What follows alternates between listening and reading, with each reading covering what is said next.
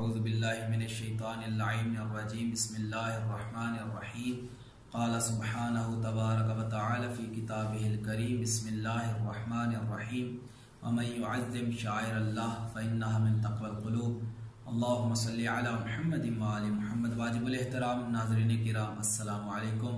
मौजूद सामीन, मैंने आपके सामने अल्लाह के लारैब कलाम में से एक आयत पढ़ने का शर्फ हासिल किया कि जिसमें खुदा की ज़ात इरशाद फरमा रही है कि जो भी अल्लाह के शायर की ताज़ीम करेगा, अल्लाह ताला उसके इस ताज़ीम करने की वजह से उसके दिल को तक़वा से मुज़य्यन कर देगा। लुगत में शायर उस चीज़ को कहा जाता है कि वो चीज़ जिससे खुदा की याद ताज़ा होती हो या इंसान की मारिफत खुदा के हवाले से इस ज़्यादा होती हो, उसे शायर अल्लाह कहा जाता है। इज़ान मोहतरम, 8 शवाल मुअज़्ज़म को एक ऐसा अफसोसनाक और दर्दनाक वाक़या पेश आया कि जिसने तमाम आलमे इस्लाम को महज़ून कर दिया, गमगीन कर दिया।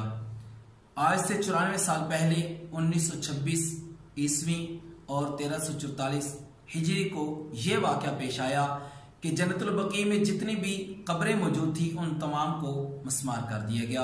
आज इस हवाले से गुफ्तगू करेंगे कि पहले इस हवाले से गुफ्तगू करेंगे कि जन्नतुल बकी को जन्नतुल बकी क्यों कहा जाता है, और फिर ये देखेंगे कि वो कौन सी कब्रें थी या वो कौन सी शख्सियात की कब्रें थी कि जिनको मस्मार कर दिया गया कि जो जन्नतुल बकी में मौजूद थी।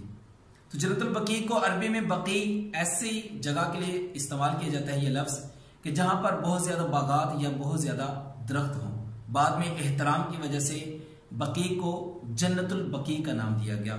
अज़ीज़ान मोहतरम, सबसे पहले जिस शख्सियत को इस जन्नतुल बकी में दफन किया गया वो आप सल्लल्लाहु अलैहि वसल्लम के बरगुज़ीदा सहाबी उस्मान बिन मज़ऊन थे। इसके बाद रसूल खुदा सल्लल्लाहु अलैहि वसल्लम के बेटे हज़रत इब्राहीम अलैहिस्सलाम को इस कब्रिस्तान में दफन किया गया। इसके अलावा रसूल खुदा सल्लल्लाहु अलैहि वसल्लम के बहुत से खूनी रिश्तेदार भी इसी कब्रिस्तान में या जन्नतुल बकी में मदफून हैं, जिनमें जनाबे सफिया बिनते अब्दुल मुत्तलिब, आतिका बिनते अब्दुल मुत्तलिब, फातिमा बिनते असद सलामुल्लाह अलैहा, जनाबे हजरत अबू तालिब अलैहिस्सलाम, जनाबे अकील बिन अबू तालिब, अब्दुल्ला बिन जाफर तैयार, अब्बास बिन अब्दुल मुत्तलिब, ये शख्सियात हैं। इसके अलावा रसूल खुदा सल्लल्लाहु अलैहि वसल्लम की लख्त जिगर जनाब फातिमा ज़हरा सलामुल्लाह अलैहा की कब्र मुबारक भी इसी जन्नतुल बकी में मौजूद थी।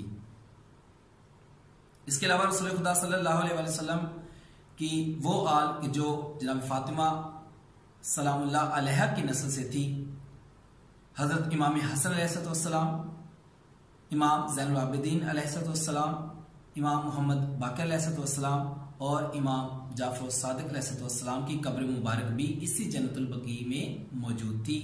और ज़ोजा अमीरुल मोमिनीन अली इब्न अबी तालिब जनाब उम्मुल बनीन की कब्र मुबारक भी इसी जन्नतुल बकी में मौजूद थी, जिसको मस्मार कर दिया गया।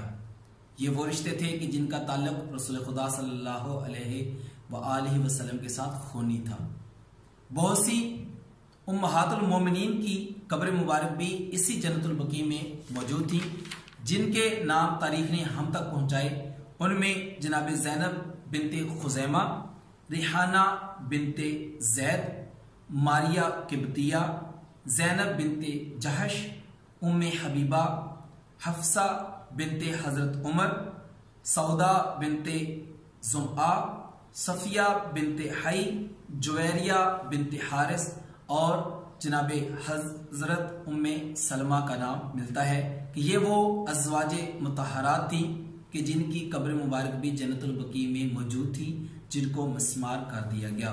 इसके अलावा रसूल खुदा सल्लल्लाहु अलैहि वसल्लम के बहुत से जलील कदर असहाब की कब्रें भी इसी जन्नतुल बकी में मौजूद थी, जिनमें अब्दुल्ला बिन मसऊद अबू सईद अल खुदरी का नाम मिलता है कि वो भी इसी जन्नतुल बकी में मदफून थे, जिनकी कब्र को मस्मार कर दिया गया। इसके अलावा जंगे ओहद में जख्मों की ताब ना लाते हुए, यानी वो अशखास के जो जंगे ओहद में जख्मी हो गए थे और बाद में जब मदीने में आने के बाद उन जख्मों की वजह से उनकी शहादत हुई, उनको भी इसी कब्रिस्तान में दफन किया गया। अज़ीज़ान मोहतरम, रसूल खुदा सल्लल्लाहु अलैहि वसल्लम इस कब्रिस्तान में या जन्नतुल बकी में तशरीफ लाया करते, और जब भी तशरीफ लाते आप सल्लल्लाहु अलैहि वसल्लम उसमें दफन शख्सियात के लिए खुसूसी दुआ किया करते थे। तो मैंने शुरू में आयत पढ़ी कि हर वो चीज़ कि जो उस खुदा की याद को बढ़ाती हो और उसकी मारिफत में इजाफा करती हो, खुदा का हुक्म है कि उसकी ताजीम किए जाए।